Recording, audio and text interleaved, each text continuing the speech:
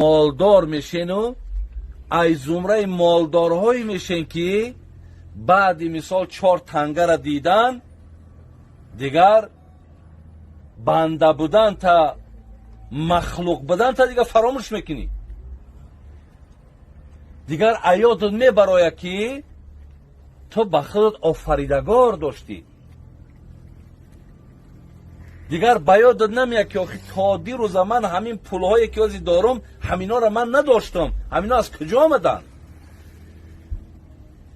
دیگر در این قدر برادر عزیز عقل نمیگیره، همین را اندیشه نمیکنی که آخر همین دادگی که حاضر آمد دست من را پر کرد ای کجا آمد؟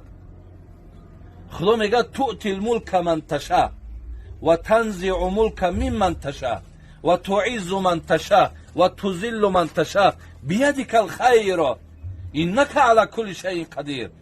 خدا میگه وقتی دیدین کسی را که مال دارد دانین که عطا کننده همون مال منم، من وی مالدار کردم. کسی را میبینین که مال داشت و مال ای دستش رفت، الله میگه بدانین که همون از دستش من گرفتم. خدا میگه وقتی دیدین یک آدم که بسیار احترام داره، بسیار عزت داره، بسیار مردم دوستش میداره، بدانین که همون احترام عزت من دادمش.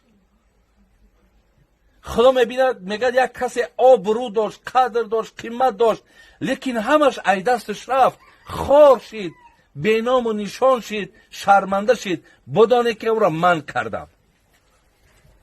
بیدک الخیر، الله میگه همش در دست منه، من بر همه چیز قادرم. اما آدمی که اگر صاحب مال شد باید استاده و فکر کنه، بگه دیروز منم مال نداشتم، امروز خدا مرا مال داده، در این مال دادگیش خدا یگان مقصد داره، ایرا مرا بیهوده نداده. پیامبر نازنین میگه ان الله یحب ان یرا اثر نعمتی علی عبدی. خدا میگه دوست میدارم که وقتی مالدارتان کنم، دوست میدارم که اثر نعمت ما در بندم ببینم.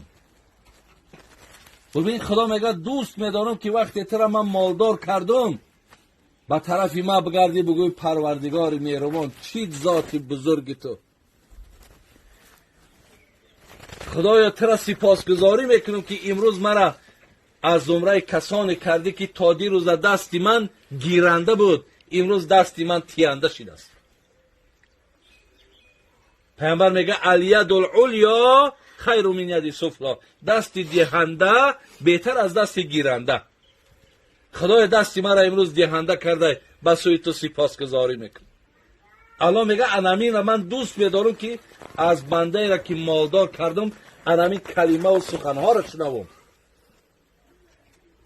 نه اینکه مثال روزی دراز با این مالش فقط معصیت باشد، با این مالش فقط اسرافکاری باشد، با این مالش فقط تکبری باشد، با این مالش تماما تا دیروزه حتی همسایه و نزدیکایی که داشت همونها را دیگر نشناسه.